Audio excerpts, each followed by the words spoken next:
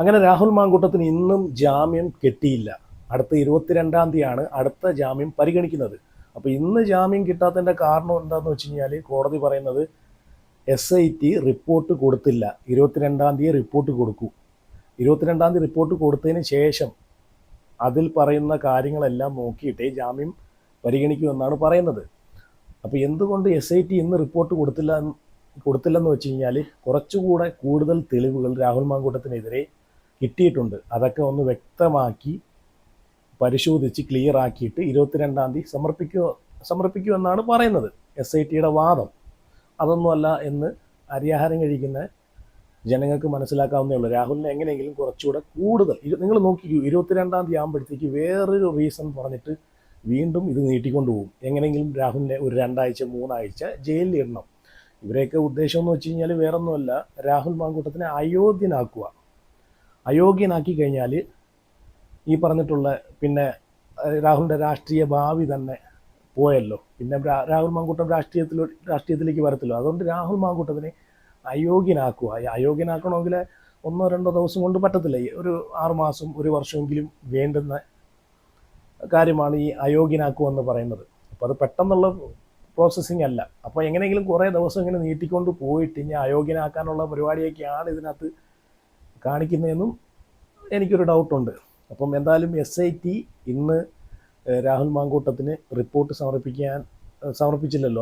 അത് എന്തുകൊണ്ടാണെന്നുള്ളൊരു കാര്യം വാർത്തയിൽ ന്യൂസിനകത്ത് പറയുന്നുണ്ട്. അതും കൂടെ ഒന്ന് കണ്ടു നോക്ക് നിങ്ങൾ.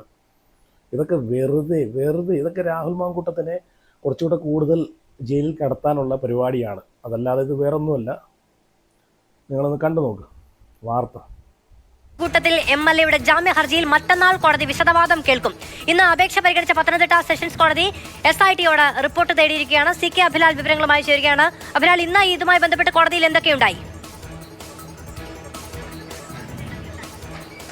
മൂന്നാമതായി രജിസ്റ്റർ ചെയ്ത ലൈംഗിക ആരോപണ കേസുമായി ബന്ധപ്പെട്ട 2ാം ഘട്ട നിയമ നടപടിയാണ് ഉണ്ടായിട്ടുള്ളത്. ആദ്യഘട്ടത്തിൽ തിരുവല്ല ജുഡീഷ്യൽ 1ാം ക്ലാസ് മജിസ്ട്രേറ്റ് കോടതിയിലാണ് രാഹുൽ മാങ്കൂട്ടത്തിനായി ജാമ്യ ഹർജി നൽകിയത്. പക്ഷേ അത് തള്ളപ്പെടുകയായിരുന്നു. തുടർന്ന് ജില്ലാ സെഷൻസ് കോടതി അവർ ഇന്നലെ സമീപിക്കുകയും ഇന്ന് പരിഗണിക്കാൻ വേണ്ടി മാറ്റുകയുമാണ് ഉണ്ടായത്. ഇന്ന് രാവിലെ 11:45 ഈ കേസ് പരിഗണിക്കുകയും തുടർന്ന് ഈ വിഷയത്തിൽ SITയുടെ റിപ്പോർട്ട് തേടിക്കൊണ്ട് വിശദമായ വാദത്തിനായി വ്യാഴാഴ്ച പരിഗണിക്കുമെന്ന് കോടതി അറിയിക്കുകയുമാണ് ഉണ്ടായത്.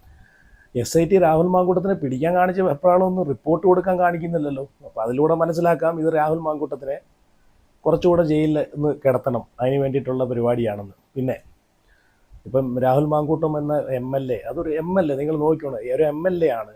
ജനങ്ങളുടെ പിന്തുണയുള്ള, ജനങ്ങളുടെ സപ്പോർട്ടുള്ള ഒരു കരുത്തനായിട്ടുള്ളൊരു MLA ഒരു രാത്രി ഒരു 12 മണിക്ക് ഒരു മെയിലിൻ്റെ അടിസ്ഥാനത്തിൽ കയറി ചെന്ന് അറസ്റ്റ് ചെയ്ത് അല്ലെ കുറ്റവാളികളെ കൊണ്ടുവരുന്നത് പോലെ, അല്ലെ കൊലപാതകികളെ കൊണ്ടുവരുന്നത് പോലെ, അല്ലെ ഭീകരവാദികളെ കൊണ്ടുവരുന്ന പോലെയാണ് അറസ്റ്റ് ചെയ്ത് പിടിച്ചുകൊണ്ട് വന്നിട്ടുള്ളത് അല്ലേ. അപ്പോൾ ഒരു സാധാരണക്കാരൻ്റെ അവസ്ഥയൊന്ന് ആലോചിച്ച് നോക്കിയാൽ. പിന്നെ നിങ്ങളൊരു കാര്യം മനസ്സിലാക്കേണ്ടതെന്ന് വെച്ച് കഴിഞ്ഞാൽ ഒരു മെയിലിൻ്റെ അടിസ്ഥാനത്തിൽ മാത്രമാണ് ഇങ്ങനൊരു അറസ്റ്റ് ചെയ്തേക്കുന്നത്. അങ്ങനെ എന്തെങ്കിലും നാളെ നമ്മളെപ്പോലുള്ള സാധാരണക്കാർക്കൊക്കെ ഒരു മെയിൽ അയച്ചാൽ മതിയല്ലോ.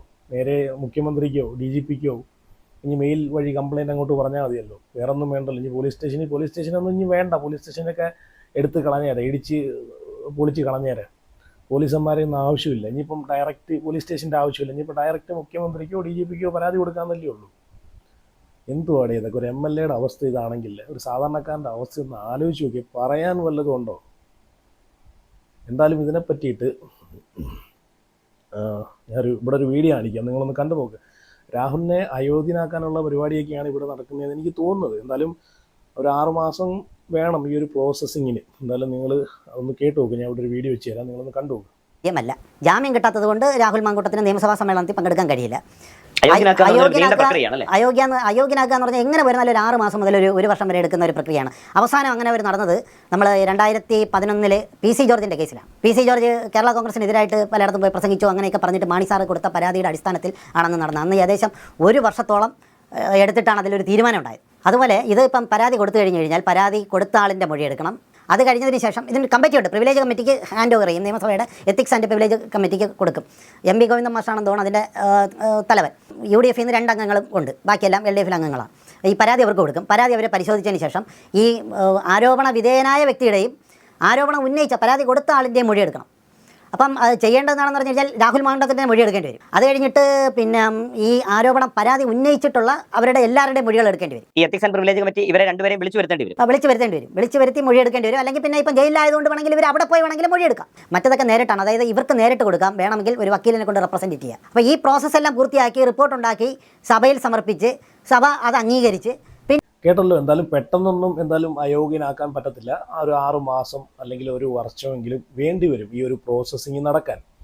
അപ്പം എങ്ങനെയെങ്കിലും രാഹുൽ മാങ്കൂട്ടത്തിനെ ഈ ഒരു രാഷ്ട്രീയ മേഖലയിൽ നിന്ന്, രാഷ്ട്രീയ പ്രവർത്തനങ്ങളിൽ നിന്നെല്ലാം മാറ്റി നിർത്തുക. കുറച്ച് നാൾ എങ്ങനെയെങ്കിലും കുറച്ച് ദിവസം ജയിലിനകത്ത് കൊണ്ടിടുക.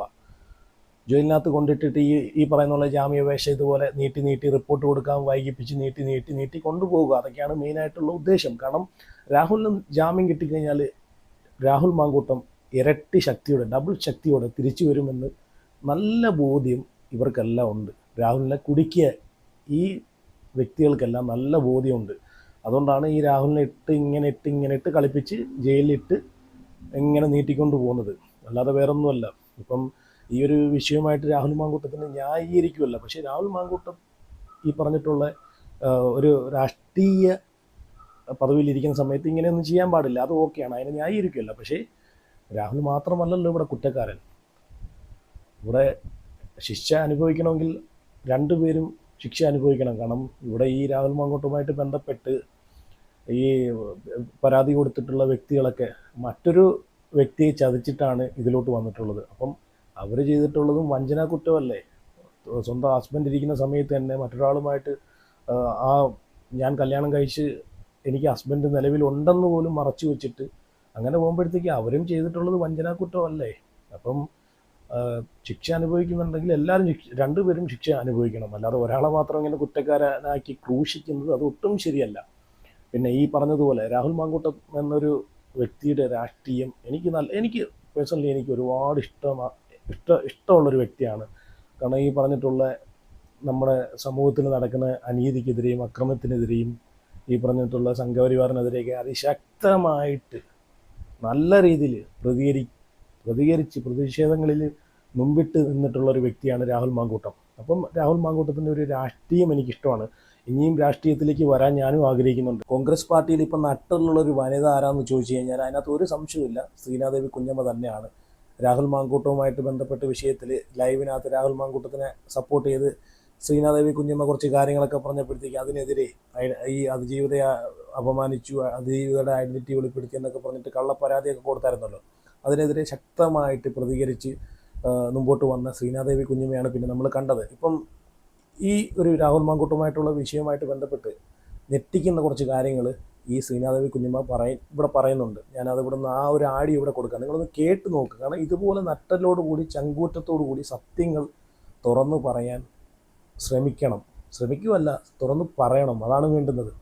അല്ലാതെ ഇതുപോലെ കുറേ കസേര മോഹികളായിട്ടുള്ള കുറേ ഈ പറഞ്ഞിട്ടുള്ള രമേശ് ചെന്നിത്തല, അതുപോലെ നമ്മളെ VD സതീശൻ, പിന്നെ മുരളി, ഇവരെ പോലെയുള്ള ആളുകൾ രാഹുൽ മാങ്കൂട്ടത്തിനെതിരെ പണിയുന്ന ടീമുകൾ ആരാന്ന് നമുക്കറിയാമല്ലോ, പറയേണ്ട കാര്യമില്ല. കസേര മോഹികളായിട്ടുള്ള ഇതുപോലുള്ള കുറച്ച് ആൾക്കാരാണ് രാഹുൽ മാങ്കൂട്ടത്തിനെതിരെ പണിയുന്നത്. അപ്പോൾ ഇതുപോലെ നട്ടലോടുകൂടി ചങ്കൂറ്റത്തോടു കൂടി സത്യങ്ങൾ തുറന്നു പറഞ്ഞ് മുമ്പോട്ട് വന്ന് കോൺഗ്രസ്സിലെ ഒരേ ഒരു വനിത എന്ന് വേണമെങ്കിൽ പറയാൻ കേട്ടോ. ഇങ്ങനെ തന്നെ വേണം. ഇങ്ങനെ തന്നെ ഒരു രാഷ്ട്രീയ പ്രതിനിധി ആകുമ്പോഴത്തേക്ക് ഒരു രാഷ്ട്രീയ പ്രവർത്തകയോ ആരോ ആയിക്കോട്ടെ, ആരാണെങ്കിലും സത്യങ്ങളുടെ കൂടെ മാത്രം നിന്ന് സംസാരിക്കാൻ പഠിക്കുക. അതാണ് വേണ്ടുന്നത്. എന്തായാലും ആ ഒരു ആഡിയോ നിങ്ങളൊന്ന് കേട്ട് നോക്കുക. ഞാനും ശ്രദ്ധിച്ചു, സഹോദരിമാർക്ക് വേണ്ടി നിലപാടെടുക്കുന്ന തരത്തിൽ സ്ത്രീപക്ഷ നിലപാടുമായി മുന്നോട്ട് വരിക. That is really appreciable. കാരണം സ്ത്രീകൾക്ക് വേണ്ടി നിലപാടെടുക്കുക എന്ന് പറയുന്നത് വളരെ നല്ല കാര്യമാണ്. അപ്പോൾ രാഹുൽ മാങ്കൂട്ടത്തിൽ എന്ന വ്യക്തിയിൽ നിന്ന് പരിചയപ്പെട്ട ആദ്യത്തെ 24 മണിക്കൂറിനകം തനിക്ക് മോശം അനുഭവം ഉണ്ടായി എന്ന് പറഞ്ഞ ഒരാളെക്കുറിച്ച് ഞാനും കണ്ടു. അങ്ങനെയുള്ള ഒരാളെ ഏതാണ്ട് 24 മാസങ്ങൾ കഴിയുമ്പോഴും ആ സമയത്ത് കൃത്യമായി പറഞ്ഞാൽ രാത്രി 12:28 ഉച്ചയ്ക്കല്ല, രാത്രി 12:28 വീഡിയോ കോൾ ചെയ്ത് എന്തിനായിരുന്നു ഈ വ്യക്തി? രാഹുൽ ചെയ്തു എന്നാണോ ഈ ആരോപണം ഉന്നയിച്ച ആൾ? രാഹുൽ വീഡിയോ കോൾ ചെയ്തതെന്നല്ല, തിരികെ രാഹുലിനെ വിളിക്കും. അതെ, പരിചയപ്പെട്ടപ്പോൾ ഞാൻ ഒരു as a women, as a വനിത എന്നെ എനിക്ക് ഒരാളോട് സംസാരിക്കുന്നു. 24 മണിക്കൂറിനുള്ളിൽ ഒരു മോശം എക്സ്പീരിയൻസ് ഉണ്ടായാൽ അവിടെ ഒരു ബ്ലോക്ക് അവിടെ അവസാനിച്ചു. അല്ലാതെ ഞാൻ കുറേ നാൾ തുടരുകയും നാൾ കഴിയുമ്പോൾ ഞാൻ രാത്രി കാലങ്ങളിൽ അങ്ങോട്ടേക്ക് വീഡിയോ കോൾ ചെയ്യുകയും എന്നിട്ട് please come to Telegram secret chat എന്നൊരു മെസ്സേജ് അയക്കുകയും ചെയ്തിട്ടുണ്ടെങ്കിൽ, ആവർത്തിച്ചത് പറഞ്ഞുകൊണ്ടേ ഇരുന്നിട്ടുണ്ടെങ്കിൽ എന്താണ് ഇവിടെ നടക്കുന്ന മാനിപ്പുലേഷൻ എന്ന് സ്വാഭാവികമായിട്ടും സംശയം തോന്നും. ഇത് വളരെ ഗുരുതരമായ ഒരു വെളിപ്പെടുത്തലാണ് നടത്തിയിരിക്കുന്നത്. അപ്പോൾ അതായത് ഒരു വിസിൽ ബ്ലോവറെ കുറിച്ചാണ് കോൺഗ്രസിൻ്റെ ഒരു വനിതാ നേതാവ് ഇത്തരമൊരു വെളിപ്പെടുത്തൽ നടത്തും. സ്വാഭാവികമായിട്ടും ഞാൻ വിശ്വസിക്കുന്നു താങ്കൾക്ക് 100% ബോധ്യമുള്ള ഒരു കാര്യമാണ് ഈ പറഞ്ഞിരിക്കുന്നതെന്ന് ഞാൻ വിശ്വസിക്കുന്നു. 100% ബോധ്യമുണ്ട്, തീർച്ചയായിട്ടും ബോധ്യമുണ്ട്. സ്വാഭാവികമായിട്ട് ഈ അഭിമുഖം കേൾക്കുന്ന ആളുകൾക്ക് ഒരു സംശയം ഉണ്ടാകും, എങ്ങനെയാണ് ശ്രീനാദേവി കുഞ്ഞമ്മയ്ക്ക് ഇങ്ങനെ ഒരു ബോധ്യമുണ്ടാവുക? ഇതിൻ്റെ സത്യാവസ്ഥ അന്വേഷിച്ച് ബോധപൂർവം യാത്ര ചെയ്തിരുന്നു. ഒരു വിഷയത്തിൽ നമ്മൾ പ്രതികരിക്കുമ്പോൾ പ്രത്യേകിച്ച് that's highly sensitive topic and mostly related to women. സ്ത്രീകളുടെ ഒരു വിഷയത്തിൽ നമ്മൾ ഇപ്പോൾ സ്ത്രീപക്ഷ നിലപാടെടുക്കുക എന്ന് പറഞ്ഞാൽ സഹോദരിമാർക്കൊപ്പം ഞാൻ നിൽക്കുന്നു എന്ന് പറയുന്നൊരു വാചകമല്ല സ്ത്രീപക്ഷ നിലപാട്. കൈ നനയാതെ മീൻ പിടിക്കാൻ പറ്റുന്ന ഒരു കാര്യമേ അല്ല സ്ത്രീപക്ഷ നിലപാട്. അത് വളരെ സ്ട്രഗിൾ ചെയ്ത് എടുക്കാൻ പറ്റുന്ന ഒരു സാഹചര്യമാണ്. നമുക്ക് പല കാര്യങ്ങളും നഷ്ടപ്പെടുത്തേണ്ടി വരും. വ്യക്തിജീവിതത്തിൽ നമുക്ക് കോട്ടങ്ങൾ ഉണ്ടാകും. ഒരു നിലപാട് സ്വീകരിക്കുമ്പോൾ സ്വാഭാവികമായിട്ടും ഉണ്ടാകുന്ന പ്രത്യാഘാതങ്ങൾ അതൊക്കെയാണ്. അതല്ലാതെ സുഖകരമായി മുന്നോട്ട് പോകുന്ന ഒരു തണുത്ത ശീതളമായിട്ടുള്ള അവസ്ഥയൊന്നുമല്ല ഒരു സ്ത്രീപക്ഷ നിലപാട് സ്വീകരിക്കുന്ന ആണായാലും പെണ്ണായാലും അവരുടെ ജീവിതത്തിൽ ഉണ്ടാകുന്ന പിന്നീടുള്ള സംഭവങ്ങൾ, അല്ലെങ്കിൽ അവർ ആ നിലപാട് പിന്നീട് വിജയിപ്പിച്ചെടുക്കാൻ നടത്തേണ്ടി വരുന്ന യുദ്ധങ്ങൾ. അപ്പോൾ അങ്ങനെയുള്ളപ്പോൾ സഹോദരിമാർക്ക് നിലപാടെടുക്കുകയാണ് എന്ന് കണ്ണിൽ പൊടിയിടുന്ന ഒരു വാചകവുമായി മുന്നോട്ട് വരികയാണ് എന്നുള്ളത് കൃത്യമായി നമുക്ക് മനസ്സിലാക്കേണ്ടി വരില്ലേ?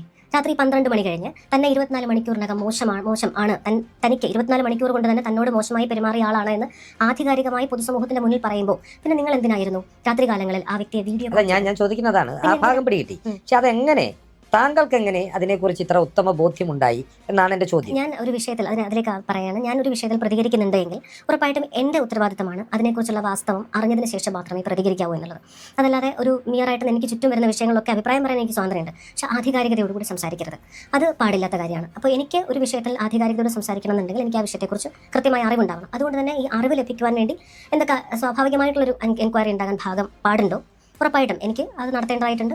അത് ബോധ്യത്തിൻ്റെ അടിസ്ഥാനത്തിൽ തന്നെയാണ് സംസാരിക്കുന്നത്. രാഹുൽ മാങ്കൂട്ടവുമായി സ്വാഭാവികമായും നിങ്ങൾ ഒരേ ജില്ലയിൽ പ്രവർത്തിച്ചവരായതിനാൽ പരിചയമുണ്ടാവും. ഞാൻ മനസ്സിലാക്കുന്നതനുസരിച്ച് ഒരു ഘട്ടത്തിൽ നിങ്ങളുടെ കുടുംബാംഗങ്ങൾ തമ്മിൽ നിങ്ങളൊരു വിവാഹാലോചന പോലും നടന്നിരുന്നു എന്ന് പറയുന്നു. ഇപ്പോൾ രാഹുലിൻ്റെ അമ്മയായിട്ടോ സഹോദരിയായിട്ടോ അങ്ങനെ എന്തെങ്കിലും ഈ ഒരു വിഷയവുമായി ബന്ധപ്പെട്ട് ഇങ്ങനെ ഒരു ഫസ്റ്റ് ഹാൻഡ് നോളജ് ഉള്ളത് കൊണ്ട് ഞാൻ ചോദിക്കുകയാണ്, അവരുമായിട്ട് എന്തെങ്കിലും കമ്മ്യൂണിക്കേഷൻ ഉണ്ടാകുകയോ അല്ലെങ്കിൽ അങ്ങനെ അവരുടെ ഭാഗം കേൾക്കുക? ഇപ്പോൾ അവരും ഒരുപാട് എന്താ പറയുക, അവർക്കുള്ള ട്രോമയെക്കുറിച്ച് ഞാൻ പലപ്പോഴും ചിന്തിക്കാറുണ്ട്. രാഹുലിൻ്റെ കുടുംബം, ഇപ്പോൾ നമ്മൾ ഈ സ്ത്രീപക്ഷ നിലപാടുകളെക്കുറിച്ച് പറയുമ്പോൾ രാഹുലിനൊരു അമ്മയുണ്ട്, രാഹുലിനൊരു സഹോദരിയുണ്ട്, സഹോദരിക്ക് കുഞ്ഞുങ്ങളുമുണ്ടെന്നാണ് ഞാൻ മനസ്സിലാക്കുന്നത്. സോ അപ്പോൾ അവരും ഒരു സമൂഹത്തിൻ്റെ ഭാഗമായിട്ട് നിൽക്കുന്നു. കോടതി ഒരു വിധി പറഞ്ഞിട്ടില്ല, നമ്മളെന്താ പറയുക, ട്രയൽ നടന്നിട്ടില്ല, അപ്പോൾ ജഡ്ജ്മെൻറ്റ് വന്നിട്ടില്ലാത്തൊരു ഘട്ടത്തിൽ ഏകപക്ഷീയമായി വിധി എഴുതുമ്പോൾ തീർച്ചയായും അവരുടെ ഒരു സോഷ്യൽ എക്സിസ്റ്റൻസും ചോദ്യം ചെയ്യപ്പെടുന്നുണ്ട്. അവരുടെ വീടിന് മുമ്പിൽ പോലീസ്, മാധ്യമങ്ങൾ. അപ്പോൾ അങ്ങനെ ഒരു സാഹചര്യം, അവരുടെ മകൻ ജയിലിനുള്ളിൽ കിടക്കുന്നു. അങ്ങനെ ഒരു സാഹചര്യത്തിൽ ഏതെങ്കിലും ഒരു ഘട്ടത്തിൽ അവരെ പരിചയമുണ്ടോ? തീർച്ചയായിട്ടും പരിചയം. ഇപ്പം നമ്മളൊരു ജില്ലയിലാണ്. മോറോവർ എനിക്ക് വിഷയത്തിൽ കൂടുതൽ അറിയാവുന്നത്, ഞാൻ പത്തനംതിട്ട ജില്ലയിൽ പള്ളിക്കൽ ജില്ലാ പഞ്ചായത്ത് ഡിവിഷനിലാണ് രാഹുൽ മാങ്കൂട്ടത്തിൻ്റെ അടൂരുള്ള വീടുള്ളത്. അപ്പോൾ എന്നെ സംബന്ധിച്ച് ആ വീട് എൻ്റെ വോട്ടറാണ്. അവരുടെ കുടുംബം, ഫാമിലി ഫുൾ എൻ്റെ വോട്ടേഴ്സാണ്. അപ്പോൾ അവിടെ ഗ്രാമപഞ്ചായത്തിലോ ബ്ലോക്ക് പഞ്ചായത്തിലോ MLA LDF ആണ്. UDFിൻ്റെതായിട്ടുള്ള ഒരു ജനപ്രതിനിധി ഇവിടെ ജില്ലാ പഞ്ചായത്ത് മാത്രമാണ്. സ്വാഭാവികമായിട്ടും എനിക്ക് ജനപ്രതിനിധി എന്നുള്ള നിലയിൽ ഉത്തരവാദിത്തമുള്ളൊരു വീടാണ്. ഇത്രയും വലിയൊരു മാസീവ് അറ്റാക്ക് ഉണ്ടാകുമ്പോൾ ആ കുടുംബത്തിന് എന്ത് സംഭവിച്ചാലും ധാർമ്മികമായി ആദ്യം എത്തിച്ചേരേണ്ട ജനപ്രതിനിധി ഞാനാണ്. അപ്പോൾ അത്രയും വലിയൊരു ബുദ്ധിമുട്ട് കൂടി ഒരു വ്യക്തി എന്നുള്ള നിലയിൽ, ഒരു മനുഷ്യൻ എന്നുള്ള നിലയിൽ സ്വാഭാവികമായിട്ടും എനിക്കുണ്ട്, ഒരു ജനപ്രതിനിധി എന്നുള്ള നിലയിൽ വലിയ രീതിയിലുണ്ട്. അപ്പോൾ നമുക്ക് ഒരു വിഷയത്തെക്കുറിച്ച് ചില ബോധ്യങ്ങളുണ്ടെങ്കിൽ എനിക്ക് പരാതിക്കാരെക്കുറിച്ചോ അതിജീവിതമാരെക്കുറിച്ചോ യാതൊന്നും തന്നെ മെൻഷൻ ചെയ്യാനില്ല. അതൊക്കെ it's up to the final verdict of the court. ഞാൻ അതിലേക്ക് ഇടപെടാൻ ആഗ്രഹിക്കുന്നുമില്ല. ഞാൻ ഈ പറയുന്ന അഭിപ്രായങ്ങളെ പിന്നീട് അങ്ങനെ ആക്കി തീർക്കുന്നവരോട് എനിക്ക് മറുപടി, അത് ഒരു പ്രതികാര നടപടി എന്ന് മാത്രമേ എനിക്ക് പറയാനുള്ളൂ. പക്ഷേ എനിക്കിതിൽ സംസാരിക്കേണ്ടത്, ഇതിൽ മുൻനിര പോരാളികളായിട്ട് അവതരിച്ചുകൊണ്ട് ചില അവതാരങ്ങൾ അങ്ങനെ വരുമ്പോൾ what is their real intention? ഒരു ഗ്രഡ്ജ് തീർക്കുക എന്ന് പറയുന്ന ഒരു സാഹചര്യം നമ്മൾ കാണാറുണ്ട്. വളരെ മുഖസൗന്ദര്യമുള്ള ഒരു പെൺകുട്ടി, ഒരാളുടെ കണ്ണിൽ മറ്റൊരാൾക്ക് സൗന്ദര്യമുണ്ടെന്ന് തോന്നുക, ഒരുപക്ഷെ ഇഷ്ടം തോന്നുക, അങ്ങനെ ഒരാളെ പ്രപ്പോസ് ചെയ്യുക, പ്രണയാഭ്യർത്ഥന നിരസിക്കുന്ന ഒരു സാഹചര്യം ആ പെൺകുട്ടിക്കുണ്ടായാൽ അവളുടെ മുഖത്തേക്ക് ആസിഡ് ഒഴിക്കുക. നമ്മൾ കാണുന്ന ഒരു കാര്യമാണ്, ചിലപ്പോഴെങ്കിലും വളരെ വേദനയോടുകൂടി നമ്മൾ കാണുന്നതാണ്. അതുപോലെയാണ് ഒരു സെലിബ്രിറ്റി സ്റ്റാറ്റസ് ഉള്ള ഒരു യൂത്ത് ഐക്കൺ എന്ന് കേരളത്തിലെ യുവജന രാഷ്ട്രീയ പ്രസ്ഥാനങ്ങൾ എല്ലാം കൂടി നോക്കുമ്പോൾ പോലും ഒരു യൂത്ത് ഐക്കൺ ആയിട്ട്, ഒരു സെലിബ്രിറ്റി ഇമേജ് ഉള്ള, ഹൈലി ടാലന്റഡ് ആയിട്ടുള്ള ഒരു പാർട്ടിയുടെ ഏറ്റവും വലിയ മുഖമായി, ഒരു പോരാളിയായി സമൂഹം വിലയിരുത്തുന്ന ഒരു വ്യക്തി. അങ്ങനെ ഒരാളോട് ചിലപ്പോൾ ഒരു പക്ഷേ ഒരു താല്പര്യം, ആരാധന, പ്രണയമൊക്കെ പലർക്കും തോന്നിയേക്കാം. അത് സ്വാഭാവികമായേക്കാം, മേ ബി. പക്ഷെ അങ്ങനെ ഒരാളെ നമ്മൾ അങ്ങോട്ടേക്ക് ഫ്രണ്ട് റിക്വസ്റ്റ് അയച്ച്, അങ്ങോട്ടേക്ക് അപ്രോച്ച് ചെയ്ത്, അങ്ങോട്ടേക്ക് ആ സമയത്തെല്ലാം കോളുകൾ ചെയ്ത്, അങ്ങോട്ടേക്ക് please come to Telegram secret chat, that's not a simple message. അങ്ങനെയൊക്കെയുള്ള മെസ്സേജുകൾ അയച്ചുകൊണ്ട് ഒടുവിൽ താൻ അവഗണിക്കപ്പെടുന്നു എന്ന് കാണുമ്പോൾ ഒരു മോഹഭംഗവും നിരാശയുമാണോ, അതിൻ്റെ പേരിലൊരു പകപോക്കലും പ്രതികാര നടപടിയുമാണോ സഹോദരിമാർക്ക് വേണ്ടിയിട്ടുള്ള ഈ നിലപാട് എന്ന് സ്വാഭാവികമായും തോന്നുന്ന സംശയം എല്ലാ മനുഷ്യർക്കും തോന്നും. ഈ അങ്ങനെ ഒരു സംശയം ഉണ്ടായി. കേട്ടല്ലോ, എങ്ങനെയുണ്ട്? എന്നാലും ഇതിനെ പറ്റിയിട്ട് നിങ്ങളെ അഭിപ്രായങ്ങൾ എന്തായാലും ഉറപ്പായിട്ട് കമൻറ്റ് ചെയ്യുക.